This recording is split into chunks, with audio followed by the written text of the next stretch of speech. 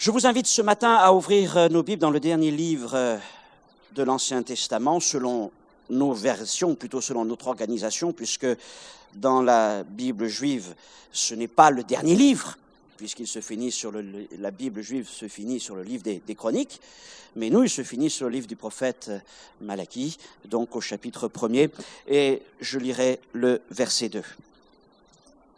Malachie, chapitre 1, verset 2. « Je vous ai aimé, dit l'Éternel. » Et vous dites, « Mais en quoi nous as-tu aimés » Ésaïe n'était pas frère de Jacob, dit l'Éternel. « Cependant, j'ai aimé Jacob. » Avant de partir en congé, fin juin, j'ai vraiment eu sur mon cœur le désir de parler avec vous d'Israël. Et évidemment, les événements qui se produisent depuis quelques semaines n'ont fait que confirmer cette pensée. Et comme nous en avons aussi échangé avec M. Boulagnon, nous sommes un peu répartis la tâche, puisque aujourd'hui je vais aborder un peu les relations entre Israël et l'Église, et puis ce qu'est Israël aujourd'hui. Et lui poursuivra la semaine prochaine sur un sujet qu'il connaît bien, et qu'il enseigne toujours avec ses excellences, c'est la place d'Israël dans l'histoire, avec un grand H, et dans cette histoire qui est devant nous. Donc, comme ça, vous aurez, Dieu voulant, un aperçu complet. Mon but ce matin n'est pas de faire une étude poussée, de vous me présenter à vous comme un spécialiste, M. Boulagnon l'est beaucoup plus que moi, mais je l'aborde ici dans un enseignement général, sachant qu'au milieu de nous, certains maîtrisent parfaitement le sujet et sont capables de pouvoir apporter de nombreux textes prophétiques. Mon but n'est pas de vous assommer avec des textes, mais pas simplement non plus de poser quelques fondements, mais essayer de voir ce que la Bible nous donne comme message essentiel concernant Israël et concernant l'Église.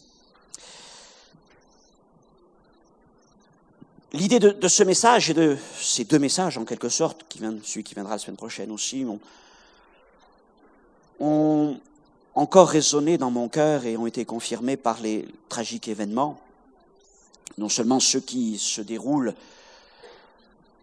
en Israël, et puis ceux qui se sont déroulés dans notre rue. Ce qui s'est passé le 13 juillet, dimanche soir, vers 16-17 heures, est absolument une tragédie pour ce pays. Une honte de voir ces foules qui, emportées par un esprit de haine, de violence, ont traversé cette rue et sont allés caillasser la synagogue qui est un peu plus loin dans notre rue. Nous savons que ça a été des moments malheureux, très très malheureux et honteux, qui nous amènent encore plus à devoir partager les choses que nous partageons. Ce qui se passe en Israël, et en même temps, je ne peux pas oublier, nous ne pouvons pas oublier ce qui se passe un peu plus loin, dans ces pays qui sont aussi des pays de la Bible, qui se passe en Syrie, qui se passe en Irak. Et quand on pense au peuple juif, on pense aussi à ces chrétiens et aux autres minorités, aux souffrances qui sont les leurs aujourd'hui et qui témoignent de ce que nous sommes vraiment dans des temps avancés. Et la première chose que je dirais, c'est que les uns comme les autres, qu'ils soient juifs dans la diaspora juive en Israël, qu'ils soient chrétiens en Orient ou musulmans, ont tous besoin de Jésus-Christ. Ça, c'est la première chose que nous devons dire. Parce qu'il ne suffit pas de porter une tradition, une religion. Il ne suffit pas même de porter un certain nom pour être en paix avec Dieu. Mais nos cœurs sont touchés par tout ce qui se passe. Et il ne s'agit pas de dresser un peuple contre un autre. Et il s'agit de nous rappeler premièrement que Jésus dit aux Juifs qui l'écoutaient, comme à nous, ses disciples, par la foi, d'aimer nos ennemis, même lorsque les choses nous paraissent très difficiles. Mais ce ne sont pas simplement des hommes, quels qu'ils soient, même dans leur violence, que nous regardons, parce que nous savons que ces choses, avant même d'être humaines, sont spirituelles. Et que la violence qui est manifestée là-bas est une violence qui est attisée par le spirituel. Et Satan s'en donne à cœur joie de libérer sa haine, sa violence contre les uns et contre les autres. Et ce qui se passe là-bas trouve tellement d'écho dans la parole de Dieu. Quand la Bible, les prophètes nous parlent de l'Assyrien, le méchant qui se lèvera, quand elle nous parle de ces hommes violents, nous les voyons devant nous, nous les voyons là. Et nous disons, Seigneur, viens bientôt. Mais nous voulons aussi prier pour les peuples.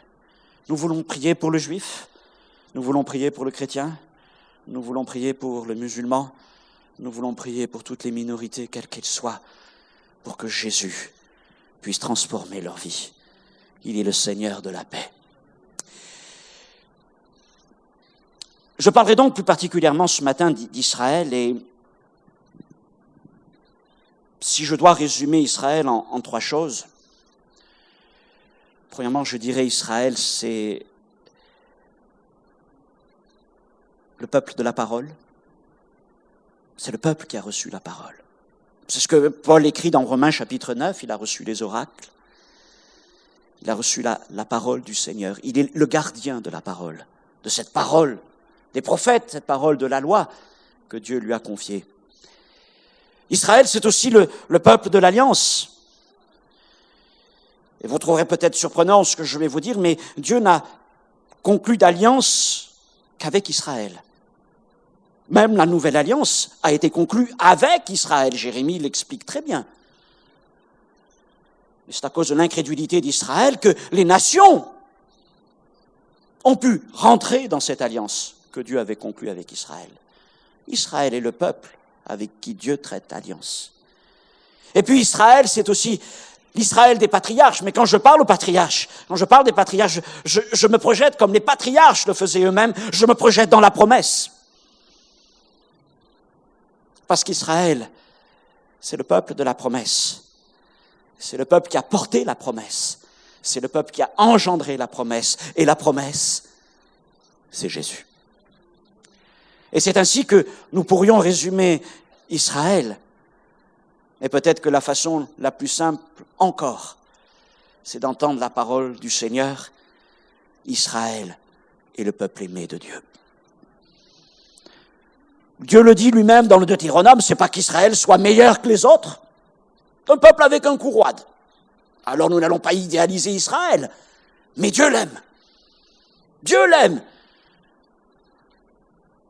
Dieu s'est choisi ce peuple parmi tous les peuples. Et l'amour de Dieu ne change pas. Et l'incrédulité de quelques-uns ne fait pas fléchir la fidélité de Dieu. Alors nous allons donc parler d'Israël tout d'abord. Et quand j'ai abordé ce message, je me suis dit, mais au fait, quel Israël ? Parce que si nous nous interrogeons les uns les autres, nous verrions que nous aurions peut-être plusieurs réponses à apporter concernant Israël. Israël, c'est peut-être plusieurs Israël. Celui que nous connaissons tous, c'est l'Israël de la Bible. L'Israël du passé. L'Israël avec lequel nous sommes le plus en contact. Étant né dans un foyer chrétien, j'ai grandi avec Israël. Je connais peut-être plus les histoires de l'ancien Israël que même l'histoire de France.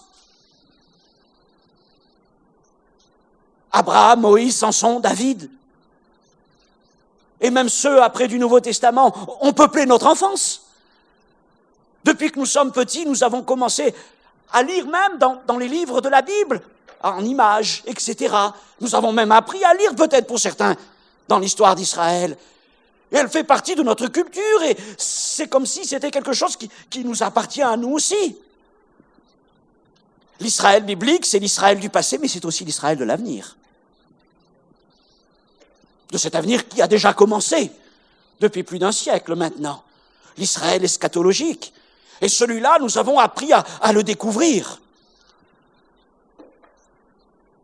Et Dieu a levé des enseignants dans nos églises pour nous sensibiliser à ça. Je pense au pasteur Le Cossec. Tous les petits livres qu'il a pu écrire, qui ont éveillé nos pensées, nos consciences, notre intelligence, notre sensibilité à l'histoire d'Israël dans les temps présents et dans les temps à venir. Et la semaine prochaine, M. Boulagnon y reviendra donc avec toute l'expérience et la connaissance qui est la sienne. Il y a donc l'Israël de la Bible. Mais l'Israël de la Bible, ce n'est pas tout Israël. Il y a l'Israël du peuple juif. J'ai même écrit des peuples juifs. Vous allez me dire, qu'est-ce qu'il raconte le pasteur? Oui, je dis des peuples juifs parce que les juifs sont vraiment divers.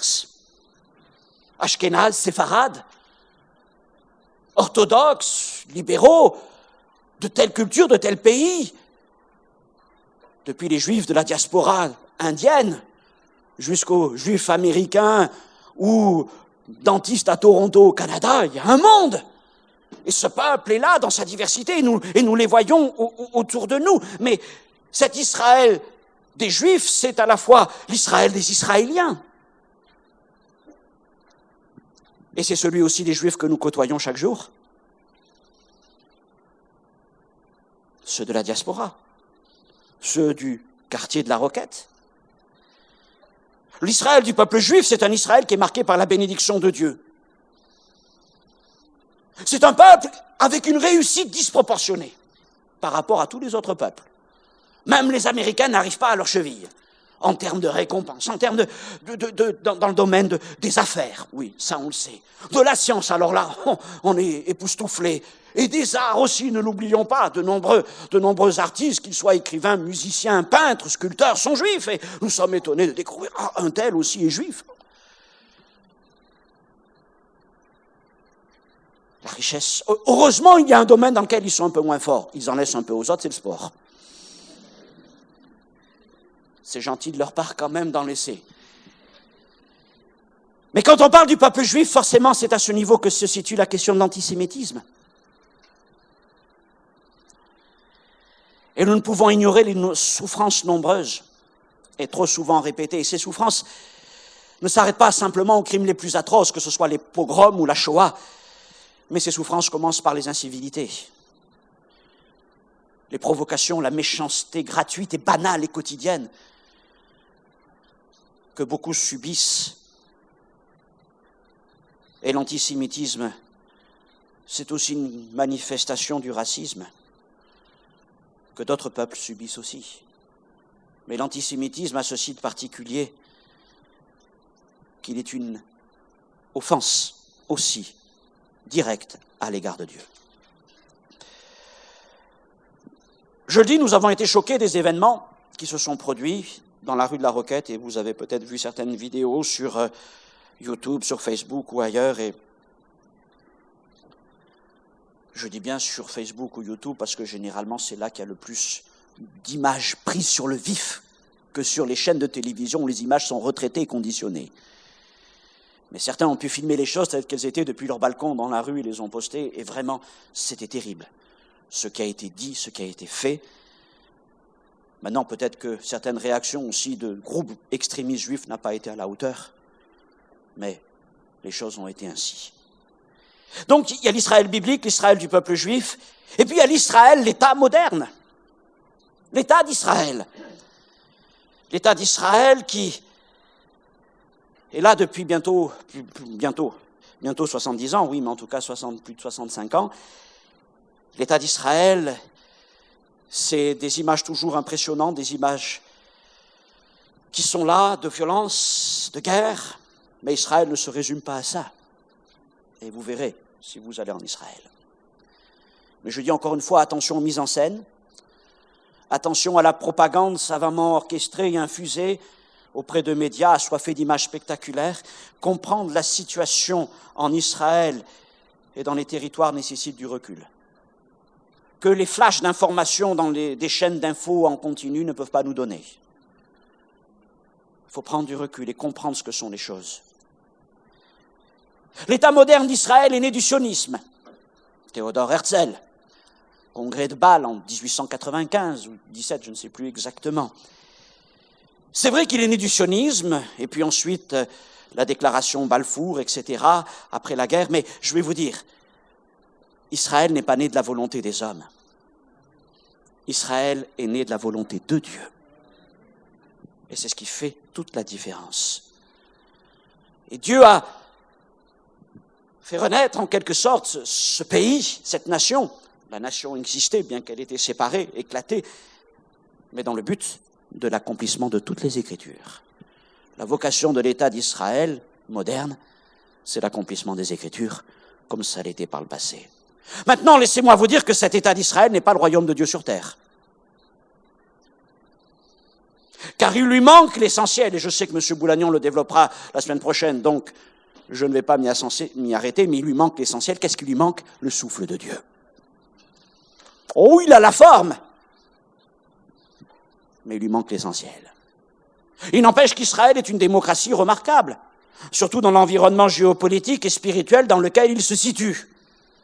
Et c'est une démocratie même par rapport à nos propres nations occidentales. Israël a été capable de faire face aux scandales qui ont touché le plus haut sommet de son État. Il n'y a pas longtemps, un président a été jugé. Un premier ministre aussi a été jugé pour des affaires, l'un pour des affaires de mœurs et l'autre pour des affaires de corruption. Et Israël est capable de faire face à cela. Mais c'est pour dire aussi que l'État d'Israël est un État gangréné aussi par le péché. Et dans beaucoup de choses, il ressemble aussi aux nations. C'est un pays qui souffre de corruption, c'est un pays qui souffre de fractures sociales. La pauvreté est présente en Israël. Mais il n'empêche que l'État d'Israël est un moyen par lequel Dieu met en place les événements qui conduiront au temps de la fin. Et l'État d'Israël est au bénéfice de la providence divine et de ses interventions miraculeuses dans sa préservation. Israël ne subsiste dans cet environnement profondément instable que par la volonté de Dieu. Et non pas par ses chars, et non pas par ses avions. D'ailleurs, les prophètes eux-mêmes disent qu'un jour Dieu lui-même va détruire les chars d'Israël. Pour l'apprendre à s'appuyer non pas sur ses chars, et non pas sur ses avions et ses missiles, mais sur Dieu lui-même. Et puis, il y a l'Israël du judaïsme. C'est un Israël aussi. C'est certainement l'Israël que nous connaissons le moins, et c'est peut-être aussi l'Israël le plus complexe que l'Israël du judaïsme. Le judaïsme, c'est à la fois une démonstration de foi,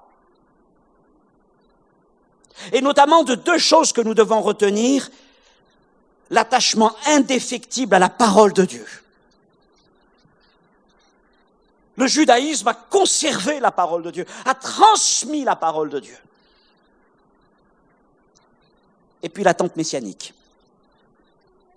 Et sur ces deux points, beaucoup de Juifs nous dépassent. Dans l'amour des Écritures, dans l'étude des Écritures, comme dans l'attente de la réalisation de la promesse messianique. Israël est donc à la fois une foi, je parle du judaïsme, mais c'est aussi une religion. C'est une religion constituée de toutes sortes de commandements, de traditions, de commentaires, d'interdits, de légendes, de généalogies. Et déjà Paul nous mettait en garde par rapport à cela. Et le judaïsme est très complexe. Et Jésus lui-même fait déjà la différence entre ce qui vient de Dieu et ce qui ne sont que des commandements d'hommes. Dans sa foi, le judaïsme est beau, mais dans ses traditions, il est inutile et vain. Et je vais vous dire, chaque fois que j'écoute, ça m'arrive de temps en temps, tel ou tel rabbin, que ce soit, par exemple, j'écoutais encore cette semaine, comme beaucoup le font, je sais, le Rav Ron Shaya, au sujet du 9 du mois d'Av. Hein. Je l'entendais parler de l'amour de Dieu. Je me disais, mais Seigneur, vraiment, chaque fois que je les entends, j'entends aussi la parole de Paul dans 2 Corinthiens 3 qui dit qu'un voile est jeté sur leur cœur. Ils sont capables de vous parler de Dieu d'une manière extraordinaire, mais ils n'arrivent pas à comprendre, à vivre pleinement leur foi parce qu'il leur manque l'essentiel. Il leur manque la connaissance de Jésus. Ils sont là, si proches. Et pourtant, il y a un voile. Il y a un voile devant leurs yeux. Ah, Seigneur, que c'est merveilleux chaque fois que le voile d'incrédulité tombe devant un juif. Et que comme l'apôtre Paul, il y a cette révélation du Fils de Dieu. Et c'est vrai qu'alors que tout ce qui est en lui, tout ce qu'il a appris, tout ce qu'il a vécu, prend une autre dimension, et le juif alors rentre dans son accomplissement, dans son perfectionnement, parce qu'il ne peut être accompli qu'en Jésus. Ce ne sont pas les lois, ce ne sont pas les traditions, ce ne sont pas les coutumes qui vont l'accomplir aux juifs. C'est Jésus, son Messie, qui va l'accomplir, et qui va donner un sens à toute sa foi, qui va même donner un sens, je le dis, à toutes ses souffrances, en tant que juif. Et alors il est heureux, et nous sommes heureux. Quand au peuple d'Israël vient le temps difficile, très difficile, où Dieu ramènera tout Israël à lui et mettra son esprit en lui, mais nous le savons, ce sera vraiment dans des temps fâcheux. Et un jour, ils verront leur Messie, celui qu'ils ont rejeté, mais qui portait leur nom gravé dans ses pommes pour toujours, Jésus. Et l'Église de Jésus-Christ doit se réjouir et se réjouira de ce que le peuple d'Israël aura trouvé son Messie. Voilà pour quelques Israël de la Bible, l'Israël des Juifs, l'État d'Israël, l'Israël du judaïsme. J'aurais pu rajouter la terre d'Israël, mais je ne vais pas faire encore d'autres choses. Nous devons avancer dans ce message. Mais maintenant, je voudrais parler d'un autre Israël. L'Israël de Dieu. L'Israël de Dieu. Et le premier mot qui doit venir, c'est celui d'élection. Israël est un peuple à part. Dieu a choisi Israël. Je disais, c'est pas parce qu'ils étaient meilleurs. Il le dit lui-même. Pas parce qu'ils étaient plus justes. Mais c'est là le fait de Dieu. Psaume 135, verset 4. L'Éternel s'est choisi Jacob pour qu'il lui appartient. Ce n'était pas le peuple le plus fort, ce n'était pas le peuple le plus grand, c'est le peuple, parfois même Dieu dit le peuple le plus petit. Mais Dieu se les choisit. Il y a un acte de volonté divine, il y a un choix divin, mais à ce choix divin a répondu la foi d'un homme. Abraham, père de tous les Juifs, mais surtout père de tous les croyants dans le Messie, qu'ils soient juifs ou non juifs. Et ce choix de Dieu, cette élection de Dieu à l'égard d'Israël est accompagnée de dons. Je le citais tout à l'heure en introduction, Romains 9, 4. Paul dit que les alliances, la loi, donc la parole, les oracles, la loi, les prophètes, ont été donnés à Israël. Pas à un autre peuple. À Israël. Seul Israël a reçu les alliances de Dieu. Seul Israël a reçu la parole de Dieu. Autre don très important, la terre d'Israël. Genèse 17, 8 et bien d'autres versets encore où Dieu rappelle la promesse à l'égard d'Abraham et de ses descendants. Il dit, je te donnerai à toi et à ta descendance, rappelle-toi, comme propriété perpétuelle, le pays où tu séjournes en immigré, tout Canaan, et je serai leur Dieu. La terre d'Israël est le don de Dieu à ce peuple. Et puis par-dessus tout, cette élection est accompagnée de la promesse messianique. Elle est accompagnée de la promesse de ce sauveur qui doit venir, de cette étoile qui doit manquer, de cet as qui doit monter là du sein de Jacob, Jésus notre Seigneur. Mais l'élection est aussi accompagnée d'une exigence d'exclusivité. Et cette élection implique fidélité et obéissance d'Israël sous peine de jugement. Dieu ne tolère pas d'incartade à l'égard de sa sainteté. Cette élection est aussi une vocation. C'est très important. Parce que malheureusement, trop souvent, les Juifs ont l'impression que cette élection, c'est une fin en soi. Mais cette élection, c'est une mission. Cette élection, c'est une mission. Ésaïe le confirme. Israël doit être la lumière des nations. Et Jésus le dit dans Jean 4, le salut ne vient que des Juifs. Il vient des Juifs. Malheureusement, Israël a failli à la fois dans cette exclusivité à l'égard de Dieu, à travers l'idolâtrie. Il a été jugé à cause de cela. Et Israël aussi a failli dans sa vocation, en rejetant Jésus. Alors, quelle est la situation d'Israël aujourd'hui? Je ne pourrai pas le lire en entier, mais je vous invite à reprendre ce texte. Vous pouvez déjà le prendre sous vos yeux. En tout cas, Romains chapitre 11, on connaît bien ce passage pour ceux qui aiment Israël et qui aiment les Écritures. Romains 11, verset 11 à 24. C'est l'image de l'olivier franc. Paul compare Israël à un olivier franc, avec ses racines et ses branches. Il parle aussi d'un olivier sauvage. La différence entre l'un et l'autre, c'est que l'un est travaillé. L'olivier franc est travaillé par la main de son propriétaire. L'olivier sauvage, il pousse dru et il ne donne pas les fruits que l'on espère. Quand il parle de l'olivier franc, il fait la distinction entre les racines et les branches. Les racines, c'est l'élection d'Israël et la foi d'Israël. Parce que les racines puisent leurs ressources dans la promesse de Dieu, dans l'appel de Dieu, mais dans la foi d'Abraham aussi. Et puis il y a les branches franches, les branches naturelles. Et les branches naturelles, ce sont les Juifs qu'Abraham a portés. Et Paul fait aussi mention de branches sauvages. Et les branches sauvages, ce sont les disciples des nations. Nous sommes ces branches d'une nature sauvage, jusqu'à ce que la main de Dieu vienne sur nous. Et dans ce passage, Paul développe la doctrine du rejet d'Israël. Mais permettez-moi d'ajouter 2 adjectifs très importants. Il parle du rejet partiel et du rejet temporaire d'Israël à cause de son incrédulité. Je dis partiel, verset 17, vous le voyez bien, il dit « quelques-unes des branches ont été retranchées ». Non pas tout Israël a été retranché, mais quelques-unes des branches ont été retranchées à cause de leur incrédulité. Et nous ne devons jamais oublier que les premières branches de l'Église sont juives. Les apôtres étaient juifs.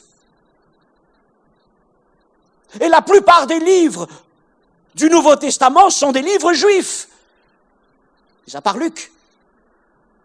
Et les premiers disciples, que ce soit ceux de Jérusalem ou de la Pentecôte, étaient aussi juifs pour la plupart, sinon prosélytes.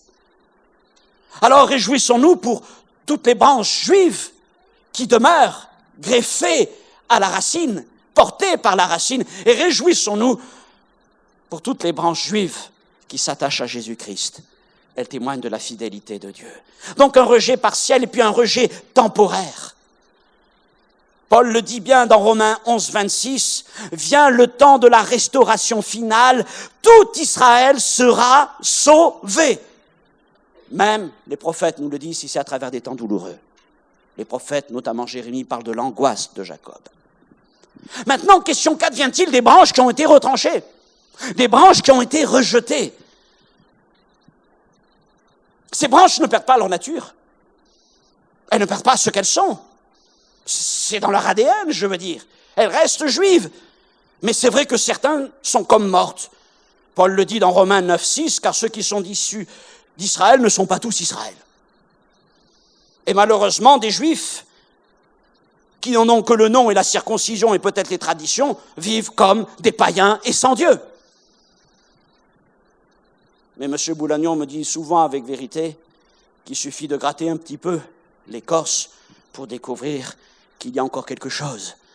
Et peut-être que face à la mort, à la maladie, le Shema Israël reviendra et que de nouveau la prière montera vers Dieu, parce que quelque chose a été quand même placé dans leur cœur. Mais je crois que beaucoup des branches d'Israël qui ont été retranchées sont un peu comme la verge d'Aaron. Pardonnez-moi cette image un peu osée, mais vous vous rappelez la verge d'Aaron? Comment pouvait-elle fleurir? Comment pouvait-elle porter du fruit? Elle était coupée de la racine. Mais la providence de Dieu était là. Et je crois que beaucoup de ces branches rejetées d'Israël sont un peu comme cela. Elles semblent comme gardées en vie par Dieu. C'est un peu l'Israël zélé pour Dieu. Je reprends l'expression de Paul dans Romains 10:2. Séparés de la racine, attention, séparés de la racine pour cause d'incrédulité, mais comme maintenus dans une espèce de vie par la grâce de Dieu à cause de son élection. Mais laissez-moi vous dire ceci, dans tous les cas, les branches d'Israël séparées de la racine demeurent loin de Dieu. Demeurent loin de Dieu. Et ont besoin d'entendre le message de l'Évangile. Et d'ailleurs même de nombreux rabbins, et on peut que s'en réjouir, prêchent aujourd'hui la repentance envers Dieu. Tchouva, faites demi-tour. Parce qu'ils se rendent compte que le peuple juif s'est éloigné de Dieu. D'ailleurs, Ézéchiel 38-39 parle très bien, avant de reconnaître Jésus comme leur Messie, Israël doit d'abord retourner vers Dieu. Il doit revenir vers son Seigneur, et ils en ont besoin. Mais je voudrais vous dire aussi que toutes les branches d'Israël, toutes celles qui ont été séparées de la racine pour incrédulité, ont besoin d'entendre le message de l'Évangile. L'Évangile est pour le juif, proton, premièrement, parce qu'il n'y a pas deux voies de salut. Une pour les gens des nations et une qui serait spécifique aux juifs. Il n'y a qu'un moyen pour le juif comme pour le non-juif d'être porté par la racine et de participer à la sève, c'est-à-dire la bénédiction, c'est la foi en Jésus, Messie d'Israël et Sauveur, donné par Dieu aux hommes. Mais ce qui est clair, c'est que nous refusons de nous associer à ceux qui oseraient contester l'élection d'Israël sur la base de ce rejet partiel et temporaire. Dieu ne se renie pas. Et Dieu ne se repent pas de ses dons et de son appel. Et l'élection d'Israël demeure. Alors maintenant, quelle est la relation donc entre l'Église et Israël? Ce rejet partiel et temporaire d'Israël donne accès au salut au peuple des nations. Nous en sommes les témoins. Et à cause de leur foi, et même si ce n'était pas leur nature propre, des branches des nations sont greffées sur l'olivier franc. Non pas en remplacement d'Israël. Mais j'aime bien cette traduction de la Nouvelle Bible Second, me semble-t-il, ou Bible Second 21, mais parmi les branches restantes. Parmi les branches restantes d'Israël, nous avons trouvé place. Mais je voudrais vous dire ceci, réalisez-le, ça c'est très important. Où sommes-nous greffés? Nous sommes greffés, Paul le dit, sur la racine, et non pas sur la branche. Et je crois que ça, beaucoup ont besoin de le comprendre. Certains vont estimer qu'ils doivent finalement devenir semblables à Israël. Mais c'est parce que Dieu nous demande. Il nous greffe ni sur la branche du judaïsme qui a été retranchée, ni même sur les branches des Juifs qui demeurent fidèles au Seigneur. Il nous greffe sur la racine. Et qu'est-ce que la racine? C'est la promesse de Dieu. Et c'est la foi d'Abraham. C'est elle qui nous porte. Ce n'est pas la branche qui nous porte. Parce que la branche franche a besoin, elle aussi, d'être portée par la racine.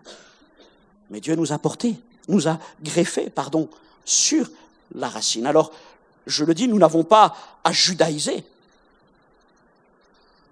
pour devenir parfaitement disciples de Jésus-Christ. Nous n'avons pas à judaïser pour devenir enfants d'Abraham selon la promesse et la foi. Nous n'avons pas besoin de cela. Nous avons simplement besoin de garder en cœur vivant l'évangile de Jésus-Christ.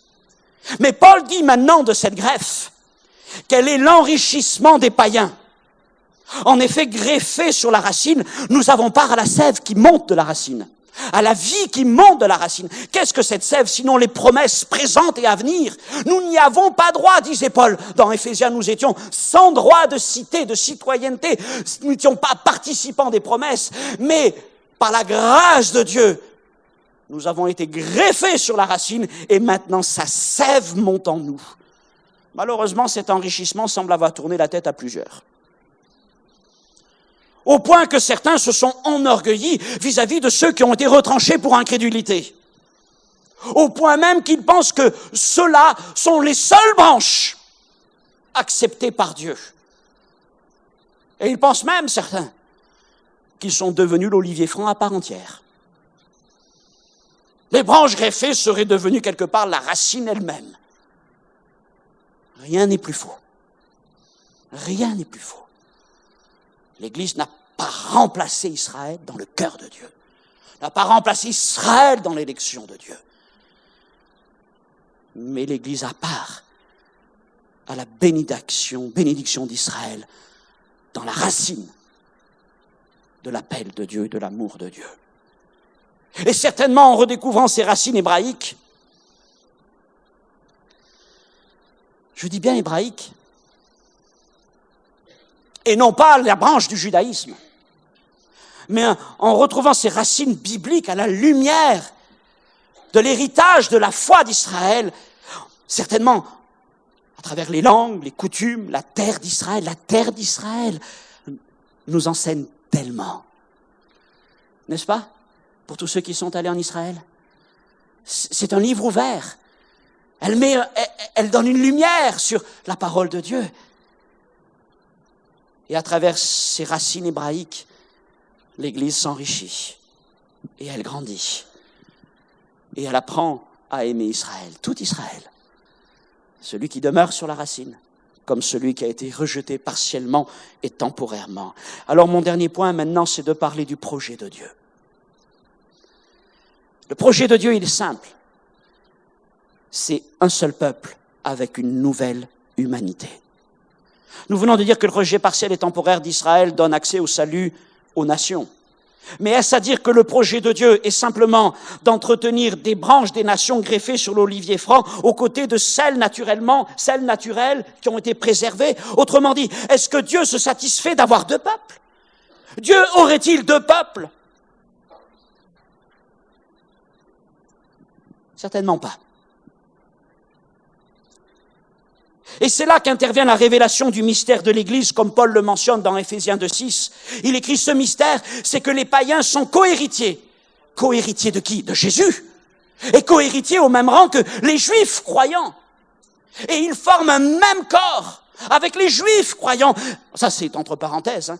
Et participent à la même promesse en Jésus-Christ par l'Évangile.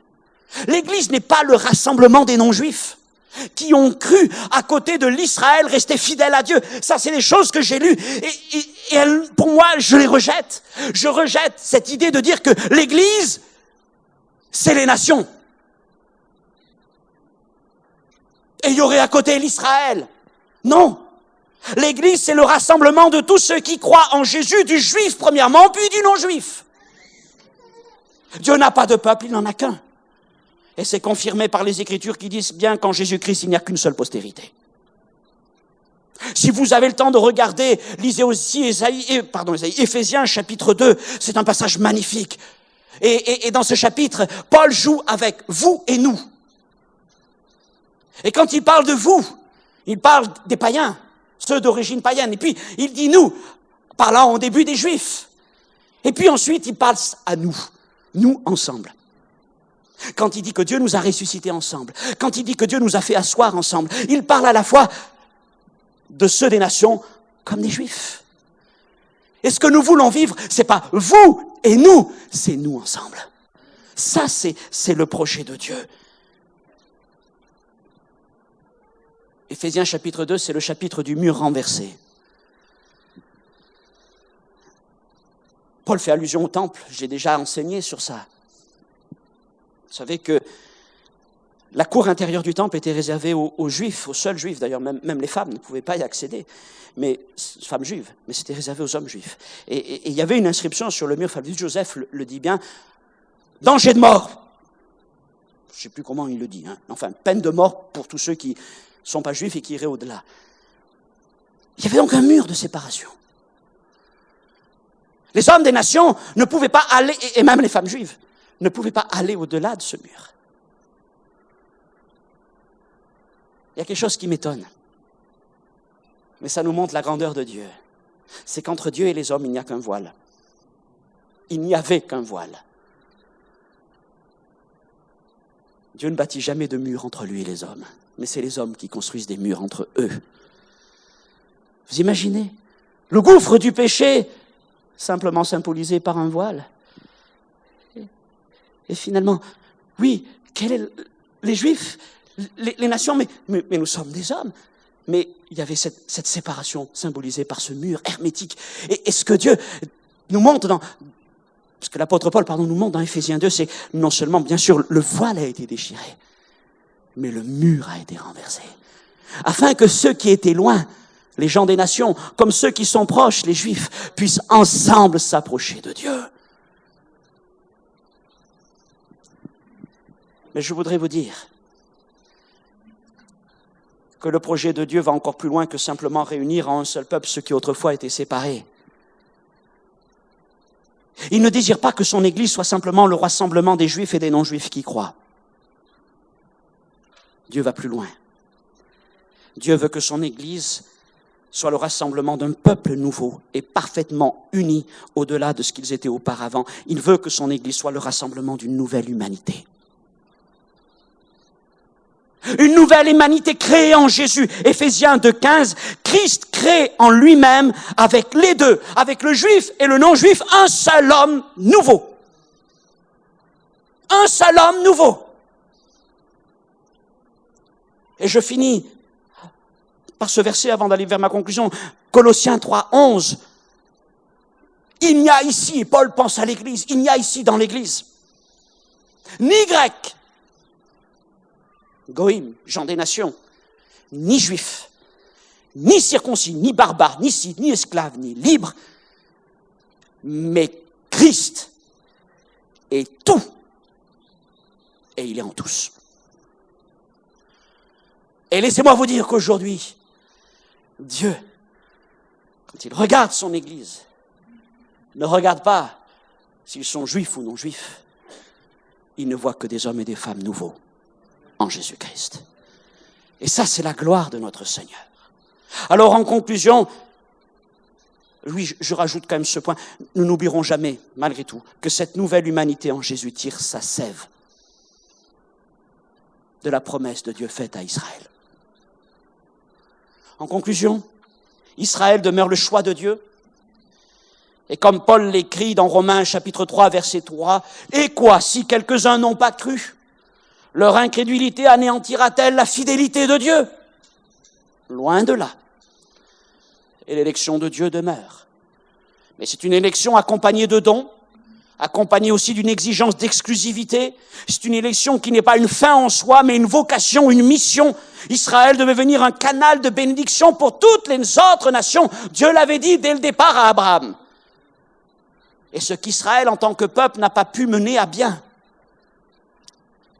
Dieu l'a malgré tout réalisé, comme il l'avait annoncé, à travers celui qu'il a suscité à Abraham, c'est-à-dire Jésus. Et je vais vous dire, Jésus, à la croix, c'est Israël. Il en reste un, fidèle, mais c'est suffisant. Jésus, c'est l'accomplissement des prophéties et des promesses données à Abraham. Les hommes n'ont pas pu l'accomplir, la porter jusqu'au bout, mais Jésus l'a fait. Et en Jésus, les nations exclues jusque-là des alliances et des promesses trouvent accès au salut et à Dieu. En Jésus, tous ceux qui croient, juifs et non-juifs, sont réunis pour former un seul peuple, mais aussi une nouvelle humanité. Quant à l'Israël, rejeté partiellement et temporairement pour cause d'incrédulité, oui, il est séparé de Dieu pour un temps, jusqu'à ce que la totalité des païens soit entrée, mais à aucun moment, Israël n'est oublié de Dieu. Et tout au long de son histoire, il fut comme préservé par Dieu de la méchanceté des hommes. Et ne l'oublions pas, particulièrement de ceux qui se disaient de l'Église.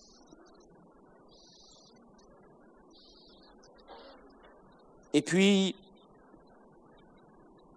depuis 100 ans, et un peu plus, nous pouvons dire que Dieu a repris activement ses relations avec Israël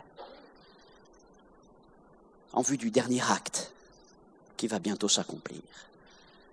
Il y a 100 ans, le sionisme se levait, l'hébreu, langue morte,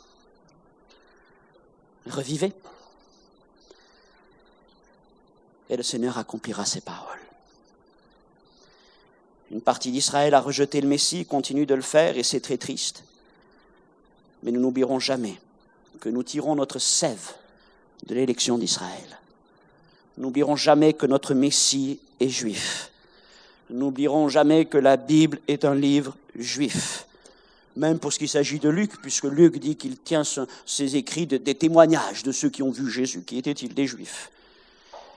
Et nous n'oublierons jamais que l'héritage de la foi juive est notre enrichissement. Alors ne cessons point d'aimer l'Israël biblique. Mais nous ne cessons point non plus d'aimer les Juifs. Ils sont le peuple aimé de Dieu. Ne cessons point de prier pour l'État d'Israël et les Israéliens et les Juifs d'aujourd'hui.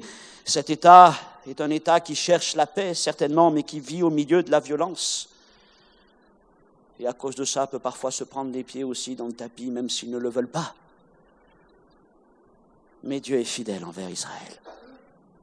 Dieu est fidèle. Et il le demeurera. Seigneur, notre Dieu, notre Père, c'est Balaam qui disait qu'il y a un peuple qui est différent des autres, un peuple à part.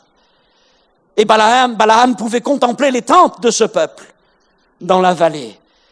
Et il voyait de ce peuple un astre monter.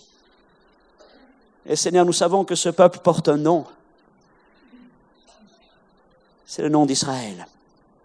Et contre ce peuple, Seigneur, pas même la divination ne peut quelque chose. Alors encore moins la violence et la haine. Parce que ce peuple a un défenseur. Et il s'appelle Dieu lui-même. Seigneur, apprends-nous à conserver l'amour d'Israël. Parce que nous ne pouvons pas oublier où sont nos racines. Nous ne pouvons pas oublier la nature de nos racines. Elles sont le fruit de l'élection de Dieu et de la foi de cet homme venu de Ur en Chaldée qui s'appelait Abraham. Seigneur, nous prions pour Israël. Nous prions pour les Juifs, nous prions pour les non-Juifs. Nous prions, Seigneur, pour tous ceux qui souffrent. Nous savons que des temps difficiles sont devant Israël et devant les Juifs qui sont autour de nous. Et Seigneur, notre cœur pleure. Il pleure pour le Juif, il pleure pour le chrétien persécuté, même si parfois il n'est qu'un chrétien de nom. Il pleure pour le musulman. Et nous savons, Seigneur, que la paix ne se jouera ni par les armes, ni par les traités, mais par la venue du Messie. Seigneur, que ta bénédiction demeure encore sur Israël et qu'elle demeure sur l'Église qui a part à la sève. Amen. Que la grâce du Seigneur vous accompagne. Bonne journée et à la semaine prochaine avec M. Boulagnon.